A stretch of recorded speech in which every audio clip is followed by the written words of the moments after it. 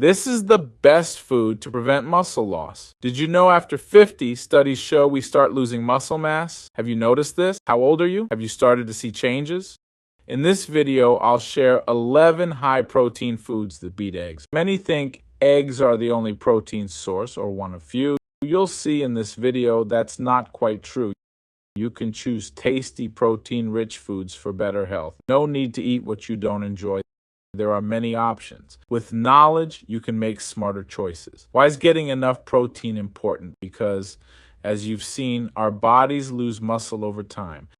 This is a natural process that happens as we age. If you have a protein deficit, meaning you don't consume enough protein, muscle loss becomes more severe, potentially leading to various health issues. So pay attention to these 11 foods. The number one food is pumpkin seeds. Pumpkin seeds are an excellent protein source. In 100 grams, we have about 25 grams of protein. Some studies report 22 grams. Other studies report 27 grams. So I've used an average here, about 25 grams per 100 grams serving. Do you know how much protein is in an egg? One egg? It has about 6 grams of protein.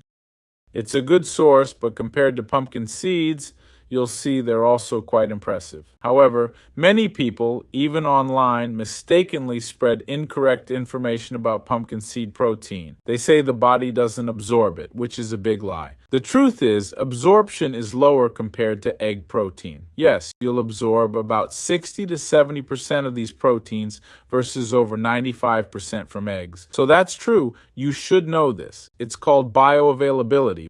But since there's more protein, even 60 to 70% is significant for muscle. Got it? Understood? Everyone clear on this? If not, I'll explain again. Let's move on to number 2. Another great protein source, which I really like. I don't eat much pumpkin seed, but I eat nuts almost daily. 100 grams of almonds, for instance, contain about 22 grams of protein.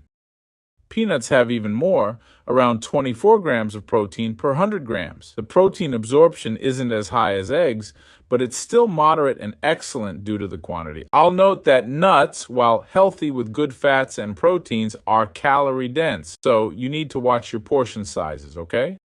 I typically eat about 30 grams of peanuts or walnuts. I love macadamia nuts too, but they should be limited.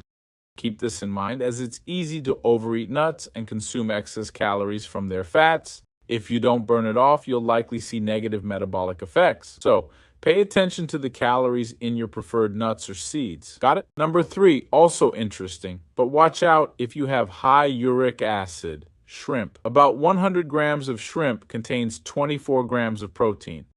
This protein is highly bioavailable and well absorbed by the body. Many don't know it can raise uric acid levels, though. Discussing uric acid, people often ask what foods to avoid. They cut out alcohol, red meat, and offal, but forget seafood like oysters, lobster, and shrimp. Shrimp does indeed raise uric acid levels, okay? So be careful, but it's still an excellent protein source.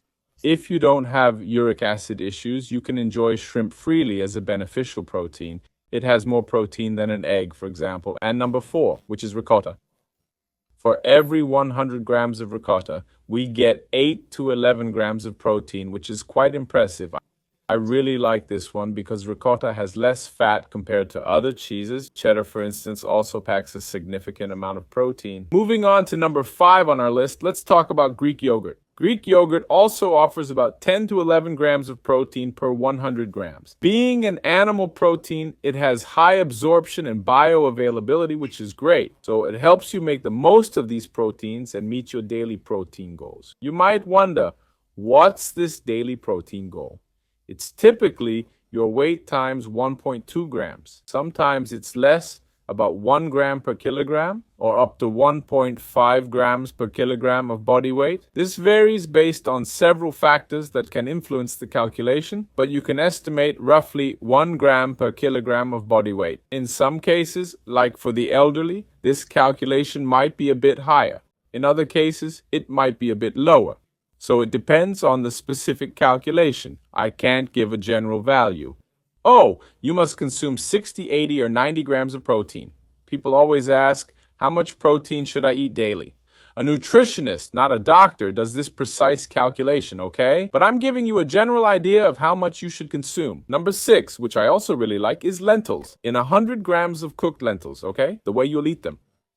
For every 100 grams, there are 9 grams of protein. Raw lentils have more, but when cooked, it absorbs water, so it shrinks a bit. It's key to note this, as lentils' nutrition label may show 20 to 25 g of protein, but that's not what you'll actually eat. Lentil protein is more bioavailable than chickpea or pumpkin seed protein, meaning it's better absorbed by the body. The bioavailability is about 80%, which is quite impressive, don't you think? Number 7, as you might have guessed, is red meat. About 100 grams of red meat contains 28 grams of protein. I'm referring to the lean cuts here, okay?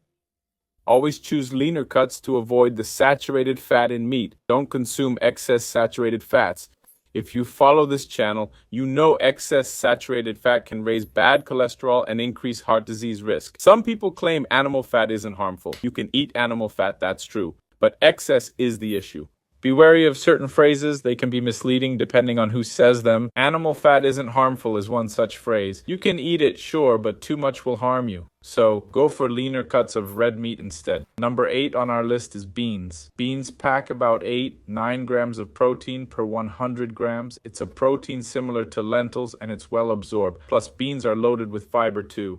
They're incredibly nutritious. Definitely worth adding to your diet. Number 9, and this one's great, is Parmesan cheese. Parmesan cheese is a protein powerhouse. You'll be amazed by these numbers. It contains 35 grams of protein per 100 grams. Parmesan cheese, unlike ricotta, has lots of saturated fat due to how it's made. You need to be careful with it. I added it to the list as an unusual food I enjoy, but watch out for the fats and excess calories. Unlike peanuts or nuts, it has a higher proportion of saturated fats. Number 10 is fish, a protein-rich food I really like. On average, it contains about 27 grams of protein per 100 grams. That's excellent, more protein than an egg, with high bioavailability for better absorption and utilization. Many think only omega-3 fish like salmon are good, but other fish are great for health too. They're protein sources and help with metabolism. Fish like sardines, salmon, and tuna have healthy omega-3 fats. Don't limit yourself to these though. Other fish are healthy too, even if you might not think so. What's your favorite fish? Which is most common in your area? Tell us in the comments where you're from. I'm from Porto Alegre. Tilapia is trendy here now. I'm not a fan, but it's popular, right? Number 11, the champ, one of my favorites. Chicken breast protein. For every 100 grams of chicken breast, we get about 32 grams of protein. I put chicken breast last on the list because it's low in fat. It's great for dieters watching calories. Try it if you like it. I love it and eat it every day too. On a scale of 0 to 10, how would you rate this video? If it's a 10, I'll make more videos like this. Now, I'll suggest another video for you to watch.